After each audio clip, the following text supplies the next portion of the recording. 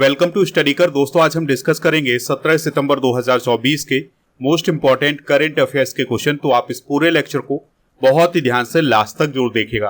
पहला और important question आपसे पूछा जा रहा है, वंदे मेट्रो ट्रेन का नया नाम क्या रखा गया है? आंसर हो जाएगा नमो भारत रैपिड रेल।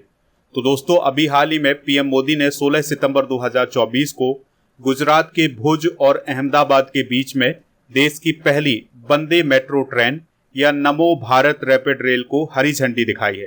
ठीक है, तो इसी वंदे मेट्रो ट्रेन का नाम क्या होगा अब? नमो भारत रैपिड रेल। देखिए, जिस प्रकार से इंडियन रेलवे के द्वारा वंदे भारत ट्रेन की शुरुआत की गई है, उसी प्रकार से वंदे मेट्रो ट्रेन की भी शुरुआत की गई है इंडियन रेलवे के द्वारा। लेकिन इस वंदे मेट्रो ट्रेन को नमो भारत रैपिड रेल के नाम से जाना जाएगा। तो जो भुज और अहमदाबाद के बीच में मेट्रो ट्रेन की शुरुआत की गई है, यह भुज और अहमदाबाद की दूरी को 5 घंटे 45 मिनट में तय कर सकती है। इस मेट्रो ट्रेन में 12 डिब्बे होंगे और 1150 यात्री इसमें सफर कर सकते हैं। इसकी स्पीड कितनी होगी? 110 किलोमीटर प्रति घंटा। चलिए कुछ इंपॉर्टेंट फैक्ट डिस्कस करते हैं। तो रेलवे बोर्ड के अध्यक्ष और सीईओ कौन बने हैं? सतीश कुमार। वर्तमान में रेल मंत्री कौन है? अश्विनी वैष्णव। भारतीय रेल की स्थापना किसके द्वारा की गई थी? लॉर्ड डलहौजी के द्वारा। भारत में पहली रेल कब चली थी? 16 अप्रैल 1853 को। भारत में पहली रेल कहां से कहां तक चली थी? बोरीबंदर बॉम्बे से थाने के बीच में। दुनिया का सबसे ऊंचा रेलवे पुल कौन है? चिनाब ब्रिज, जो कि जम्मू कश्मीर में है। भारत में सबसे लंबा रेलवे प्लेटफॉर्म कौन है?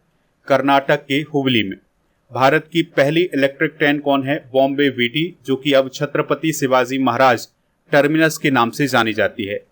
भारत की पहली वंदे भारत ट्रेन कब चली थी? 2019 में, नई दिल्ली से वाराणसी के बीच में। भारत की सबसे लंबी रेलवे सुरंग कौन है? पीर पंजाल रेलवे सुरंग, जो कि जम्मू कश्मीर में है। दोस्तों आप इस पूरे लेक्चर को बहुत ही ध्यान से लास्ट तक देखिएगा। लास्ट में आपसे क्वेश्चन पूछा जाएगा जिसका आंसर कमेंट बॉक्स में बताना है। अगर आप चैनल पर पहली बार आए हैं तो चैनल को सब्सक्राइब कर लें, बेल आइकन भी दबा लें, जिससे आपको समय पर सबसे पहले नोटिफिकेशन मिल सकेगा। जनवरी 2024 से सितंबर 2024 तक के करंट अफेयर्स की ई बुक आपको ऐप पर मिल जाएगी। ऐप का लिंक डिस्क्रिप्शन बॉक्स में दिया गया है। अगला क्वेश्चन है, 76वें एमी पुरस्कार समारोह का आयोजन कहां किया गया था? आंसर हो जाएगा लॉस एंजल्स में। तो अमेरिका के लॉस एंजल्स में 76वें एमी पुरस्कार समारोह का आयोजन किया गया था। दोस्तों इसका आयोजन लॉस एंजल्स के पीकॉक थिएटर में किया गया था। और इस अवार्ड समारोह में सोगन नामक ड्रामा सीरीज को सबसे ज्यादा अवार्ड मिले हैं और इसे 14 अवार्ड मिले हैं। एमी अवार्ड की अगर हम बात करें तो अमेरिकी और अंतर्राष्ट्रीय टेलीविजन इंडस्ट्री को यह पुरस्कार प्रदान किए जाते हैं और यह पुरस्कार international academy of television art and sciences के द्वारा प्रदान किए जाते हैं। इस पुरस्कार को पहली बार 1949 में प्रदान किया गया था। 2024 के विजेता डिस्कस कर लेते हैं। तो बेस्ट ड्रामा सीरीज का अवार्ड सोगन को प्रदान किया गया है। Lead actress in drama series का अवार्ड अन्ना सबाई को प्रदान किया गया है सोगन के लिए। Lead actor in drama series का अवार्ड दिया गया है हिरोयुकी सानदा को सोगन के लिए। Supporting actress in comedy series का अवार्ड दिया गया है लिजा कोलेन जायस को द बियर के लिए। Lead actor in comedy series का अवार्ड दिया गया है जेरेमी एलन वाइट को द बियर के लिए। और टॉक सीरीज का अवार्ड दिया गया है द डेली शो को। तो ये सभी विजेता आप नोट कर लें। चलिए कुछ प्रमुख फिल्म पुरस्कार डिस्कस कर लेते हैं। तो अभी जो 77वें बाफ्टा पुरस्कार दिए गए थे 2024 की, इसमें बेस्ट फिल्म ओपेनहाइमर रही है।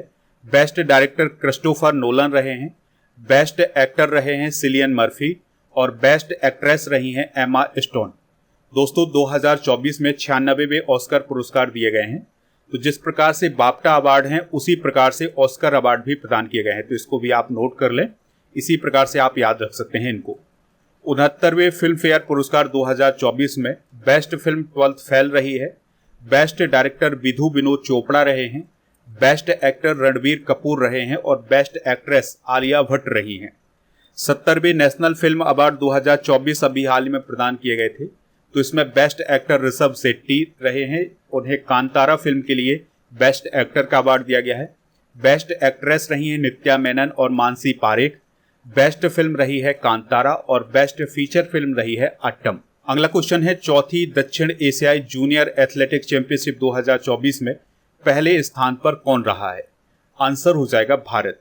तो दोस्तों अभी हाल ही में 11 से 13 सितंबर 2024 तक चेन्नई के जवाहरलाल नेहरू स्टेडियम में चौथी दक्षिण एशियाई जूनियर एथलेटिक्स चैंपियनशिप 2024 का आयोजन किया गया है।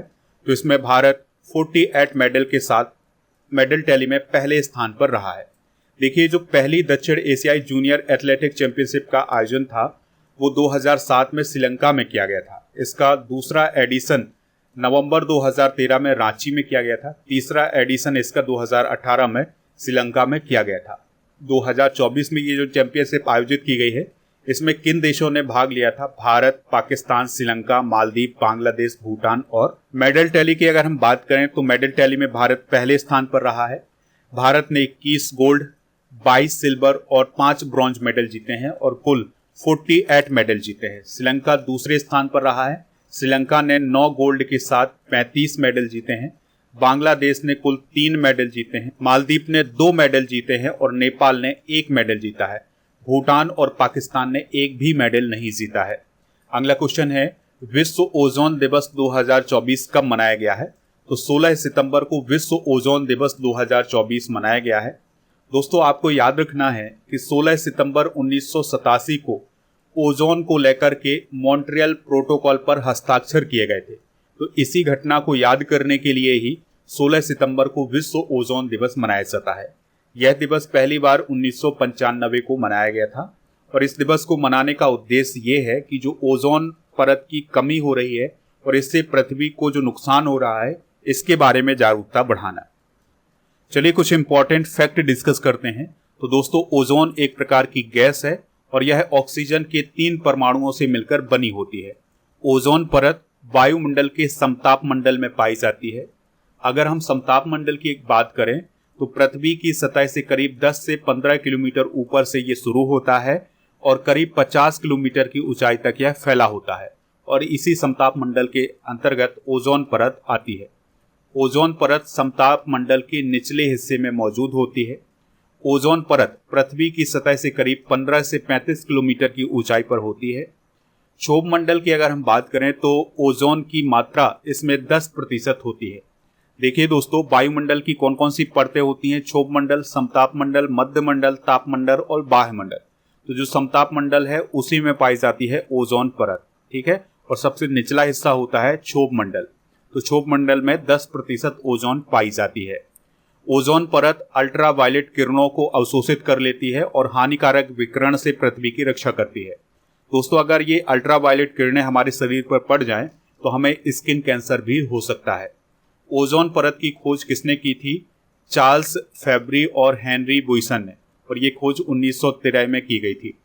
दोस्तों ओजोन परत की मोटाई और ओजोन की मात्रा को मापने के लिए कौन सी यूनिट का यूज किया जाता है? डॉब्सन यूनिट का यूज किया जाता है।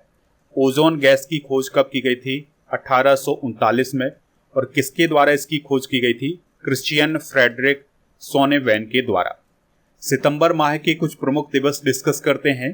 तो 1 सितंबर को LIC का स्थापना दिवस, 1 से 7 सितंबर को राष्ट्रीय पोषण सप्ताह, 1 से 30 सितंबर को राष्ट्रीय पोषण माह, 2 सितंबर को विश्व नारियल दिवस, 5 सितंबर को राष्ट्रीय शिक्षक दिवस, 8 सितंबर को अंतर्राष्ट्रीय साक्षरता दिवस और विश्व फिजियोथेरेपी दिवस मनाया जाता है। 9 सितंबर को हिमालय दिवस, international day to protect education from attack और विश्व इलेक्ट्रिक वाहन दिवस मनाया जाता है। 10 सितंबर को विश्व आत्महत्या निवारण दिवस, 11 सितंबर को राष्ट्रीय वन शहीद दिवस, 14 सितंबर को हिंदी दिवस, 15 सितंबर को राष्ट्रीय इंजीनियर्स दिवस मनाया जाता है और 15 सितंबर को ही अंतर्राष्ट्रीय लोकतंत्र दिवस भी मनाया जाता है। इसके अलावा विश्व लिम्फोमा जागरूकता दिवस भी मनाया जाता है। 16 सितंबर को ओजोन परत संरक्षण दिवस, 17 सितंबर को विश्व रोगी सुरक्षा दिवस, 17 सितंबर को हैदराबाद मुक्ति दिवस और 18 सितंबर को विश्व बांस दिवस मनाया जाएगा। बेल्जियम अंतर्राष्ट्रीय बैडमिंटन प्रतियोगिता 2024 का महिला एकल का खिताब किसने जीता है? आंसर हो जाएगा अनमोल खरब ने। तो दोस्तों भारतीय बैडमिंटन खिलाड़ी हैं अनमोल खरब। तो उन्होंने 2024 बेल्जियम अंतर्राष्ट्रीय बैडमिंटन प्रतियोगिता में महिला एकल का खिताब अपने नाम कर लिया है। उन्होंने डेनमार्क की अमाली सुल्ज को हराया है और यह अनमोल खरब के कैरियर का पहला वरिष्ठ अंतर्राष्ट्रीय बैडमिंटन खिताब है। आपको याद रखना है कि इस प्रतियोगिता का आयोजन 11 से 14 सितंबर 2024 तक बेल्जियम के ल्यूबेन में किया गया है। चलिए कुछ इंपॉर्टेंट करंट अफेयर्स डिस्कस कर लेते हैं। तो भारतीय बैडमिंटन खिलाड़ी हैं तन्वी पत्री। तो उन्होंने एशियाई महिला एकल अंडर 15 बैडमिंटन चैंपियनशिप 2024 का टाइटल जीता है। VWF रीयूनियन ओपन 2024 में पुरुष एकल का खिताब थारुन मन्नेपल्ली ने जीता है और महिला एकल का खिताब तस्मीन मीर ने जीता है। तंबाकू नियंत्रण के लिए बैडमिंटन स्टार PV सिंधु को ब्रांड एम्बेसडर बनाया गया है। पेरिस ओलंपिक 2024 में लक्ष्य सेन ओलंपिक खेलों में बैडमिंटन की एकल स्पर्धा में सेमीफाइनल में पहुंचने वाले पहले पुरुष भारतीय खिलाड़ी बने हैं। बैडमिंटन के थाईलैंड ओपन 2024 में पुरुष युगल के विजेता कौन रहे हैं? सात्विक साईराज और चिराग शेट्टी। अगला क्वेश्चन है, भारत ने टाइफून यागी से प्रभावित देशों की मदद करने के लिए कौन सा ऑपरेशन लॉन्च किया है? ऑपरेशन सद्भाव। तो दोस्तों अभी हाल ही में दक्षिण चीन सागर में एक टाइफून यानी एक तूफान आया था जिसका नाम था यागी। तो इससे म्यांमार, लाओस और वियतनाम देश प्रभावित हुए हैं। तो भारत ने इनकी मदद करने के लिए ऑपरेशन सद्भाव शुरू किया है और इस ऑपरेशन के तहत इन देशों में सूखा राशन, कपड़े और दवाएं उपलब्ध कराई जाएंगी। दोस्तों टाइफून यागी की अगर हम बात करें तो यह दक्षिण चीन सागर में आया था। जापान ने इसका नामकरण किया था और वियतनाम में इसने सबसे ज़्यादा नुकसान पहुंचाया है। वियतनाम में 143 लोगों की मृत्यु हुई है इसके कारण और लगभग 2,10,000 हेक्टेयर क्षेत्र की फसलें भी नष्ट हो गई हैं। चलिए कुछ प्रमुख ऑपरेशन डिस्कस कर लेते हैं। तो उत्तराखंड पुलिस के द्वारा केदारनाथ यात्रा के संचालन के लिए ऑपरेशन मर्यादा शुरू किया गया था। इजराइल ने ईरानी हमले रोकने के बाद अपने डिफेंस ऑपरेशन का क्या नाम दिया था? Operation shield. भारतीय नौसेना ने ऑपरेशन संकल्प के तहत ईरानी जहाज अलकंबर और 23 पाकिस्तानी नागरिकों को समुद्री लुटेरों से बचाया था।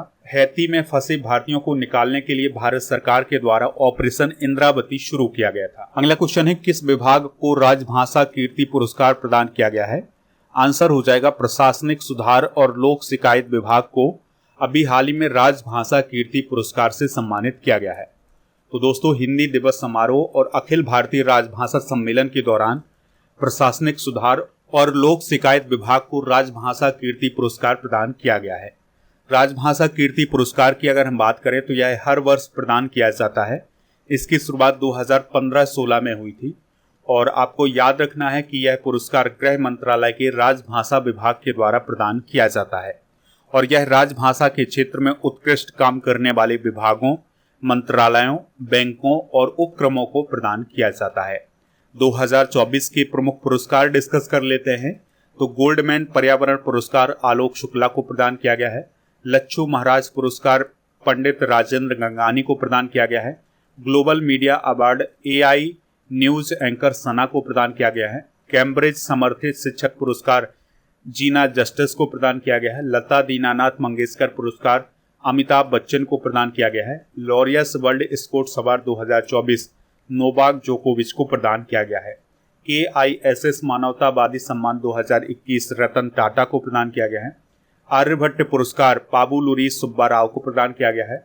South Asian person of the year का अवार्ड हार्वर्ड के द्वारा अवंतिका वंदनपू को प्रदान किया गया है। अगला क्वेश्चन है, हाल ही में किस राज्य ने हिंदी माध्यम में चिकित्सा शिक्षा शुरू की है? राजस्थान। तो राजस्थान में मेडिकल एजुकेशन को हिंदी में शुरू किया गया है। तो सबसे पहले यानी कि पहले चरण में इसका आयोजन बाड़मेर मेडिकल कॉलेज में किया जाएगा। इसी प्रकार से अभी हाल ही में छत्तीसगढ़ ने भी मेडिकल एजुकेशन को हिंदी में शुरू करने का ऐलान किया है और छत्तीसगढ़ में इसे शैक्षणिक वर्ष 2024-25 से लागू किया जाएगा। इससे पहले मध्य प्रदेश भी हिंदी में चिकित्सा शिक्षा शुरू कर चुका है। दोस्तों राजस्थान की बात हुई है तो इससे रिलेटेड करंट अफेयर्स डिस्कस कर लेते हैं। तो अभी विषाणु युद्धाभ्यास का आयोजन राजस्थान के अजमेर जिले में किया गया था। राजस्थान के हाई कोर्ट ने राजस्थान में बाल विवाह पर रोक लगाई है। दुनिया के पहले ओम आकार के मंदिर का राजस्थान के पाली में उद्घाटन किया गया है। राजस्थान सरकार किसानों को फ्री में बाजरा बीज का वितरण करेगी। राजस्थान के करौली में लौह अयस्क के भंडार की खोज की गई है। राजस्थान में मुख्यमंत्री विश्वकर्मा पेंशन योजना 2024 की शुरुआत की गई है। अंतर्राष्ट्रीय ऊंट महोत्सव का आयोजन बीकानेर में किया गया है। वासुदेव देवनानी राजस्थान विधानसभा के अध्यक्ष बने हैं। राजस्थान की बेसिक जानकारी भी डिस्कस करते हैं। तो कैपिटल इसकी जयपुर है। राज्यपाल हैं हरि भाऊ बागड़े। Bhajanlal Sharma chief minister. विधानसभा की 200, राज्यसभा की 10 और लोकसभा की 25 सीटें हैं। रणथंभौर, सरिस्का, राष्ट्रीय मरु उद्यान, मुकुंदरा हिल्स और केवलादेव ये सभी नेशनल पार्क राजस्थान में ही हैं। अगला क्वेश्चन है ग्लोबल बायो इंडिया 2024 का चौथा संस्करण कहां आयोजित किया गया है? आंसर हो जाएगा नई दिल्ली में। नई दिल्ली में अभी हाल ही में ग्लोबल बायो इंडिया 2024 का आयोजन 12 से 14 सितंबर 2024 तक किया गया है और इसका पहला संस्करण 2021 में किया गया था। दोस्तों, चौथे ग्लोबल बायो इंडिया 2024 में दक्षिण कोरिया भागीदार देश रहा है। 2024 की थीम थी बायोटेक इनोवेशन और बायो मैन्युफैक्चरिंग। इसका उद्देश्य क्या था? भारत को जैव प्रौद्योगिकी यानी बायोटेक्नोलॉजी के क्षेत्र में रिसर्च और डेवलपमेंट और मैन्युफैक्चरिंग के लिए एक ग्लोबल सेंटर के रूप में बढ़ावा देना। अगला क्वेश्चन है किस देश ने तापी गैस पाइपलाइन परियोजना पर अपने हिस्से का कार्य शुरू करने की घोषणा की है? आंसर हो जाएगा अफगानिस्तान। तो दोस्तों, यहाँ पर आप एक मैप देख पा रहे हैं। ये है इंडिया, ये है पाकिस्तान, ये है अफगानिस्तान और ये है तुर्कमेनिस्तान। तो जो तापी गैस पाइपलाइन है इन 4 देशों में फैली हुई है। तो ये तुर्कमेनिस्तान से शुरू होगी और इंडिया में ये खत्म होगी। तो ये 4 देशों से गुजरती है। तो इसका सबसे बड़ा हिस्सा अफगानिस्तान वाले भाग में है। तो देखिए, अफगानिस्तान में तालिबान की सरकार आ गई है।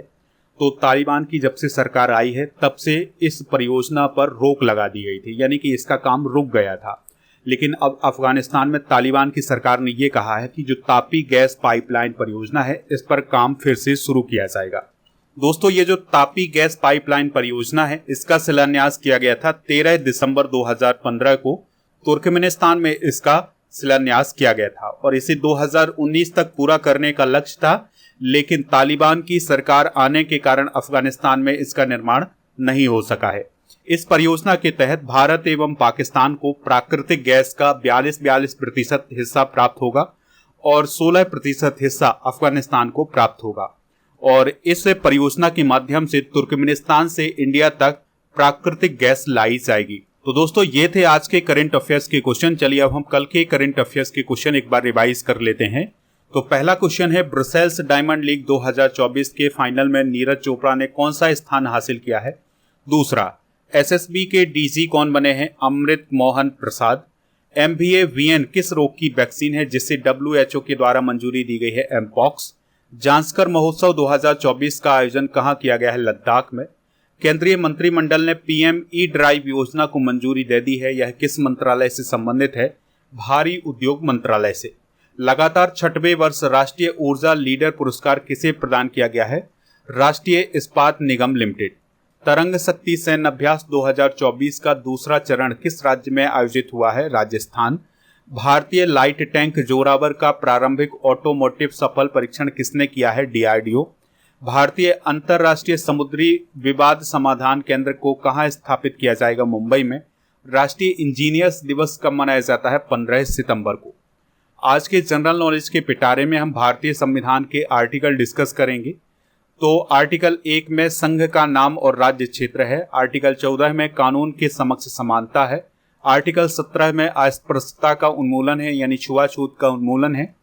आर्टिकल 21A में प्राथमिक शिक्षा का अधिकार है। आर्टिकल 40 में ग्राम पंचायतों के गठन का वर्णन किया गया है और अनुच्छेद 51A में मौलिक कर्तव्य, अनुच्छेद 76 में भारत के महान्यायवादी, अनुच्छेद 78 में राष्ट्रपति को जानकारी देने आदि के लिए प्रधानमंत्री के कर्तव्य बताए गए हैं। अनुच्छेद 79 में संसद का प्रावधान किया गया है। 80 में राज्यसभा का गठन, 81 में लोकसभा के गठन का प्रावधान किया गया है। अनुच्छेद 110 में धन विधेयकों की परिभाषा बताई गई है। अनुच्छेद 143 में सुप्रीम कोर्ट से परामर्श करने की राष्ट्रपति की शक्ति बताई गई है। अनुच्छेद 155 में राज्यपाल की नियुक्ति, 165 में राज्य के महाधिवक्ता, 167 में राज्यपाल को जानकारी देने के लिए मुख्यमंत्री के कर्तव्य, अनुच्छेद 280 में वित्त आयोग की स्थापना, अनुच्छेद 312 में अखिल भारतीय सेवाएं, अनुच्छेद 352 में आपातकाल की घोषणा, राष्ट्रीय आपातकाल की घोषणा और अनुच्छेद 360 में वित्तीय आपातकाल के बारे में उपबंध किया गया है। दोस्तों, कल के करंट अफेयर्स में आपसे पूछा गया था कि हेमस उत्सव कहाँ मनाया जाता है, तो यह लद्दाख में मनाया जाता है। तो लगभग सभी लोगों ने इसका आंसर लद्दाख बताया हुआ है। आप ऐप को डाउनलोड कर लें। ऐप पर आपको paid course, e book, test series, daily current affairs की PDF, टेस्ट पास, ये सभी मिल जाएगा। टेस्ट पास में भारत में जितने भी कॉम्पिटिटिव एग्जाम आयोजित किए जाते हैं उन सभी के लिए टेस्ट मिल जाएंगे। तो ये आपको ऐप पर मिल जाएगा। ऐप का लिंक डिस्क्रिप्शन बॉक्स में दिया गया है।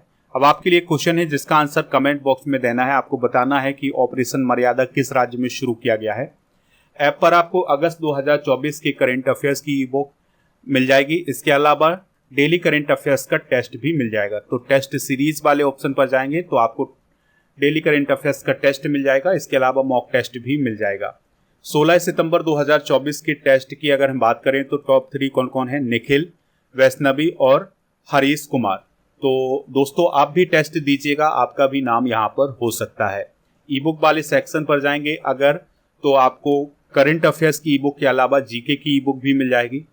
अगर आप डेली करंट अफेयर्स का PDF प्राप्त करना चाहते हैं तो ये PDF मिलेगा आपको टेलीग्राम चैनल पर। आपको टेलीग्राम पर जाना है और स्टडी कर ऑफिशियल सर्च करना है तो चैनल मिल जाएगा। इस चैनल को ज्वाइन करेंगे तो आपको PDF भी मिल जाएगा। इसके अलावा आप हमारे व्हाट्सएप चैनल और इंस्टाग्राम पेज को भी फॉलो कर सकते हैं। इसका लिंक डिस्क्रिप्शन बॉक्स में दिया गया है।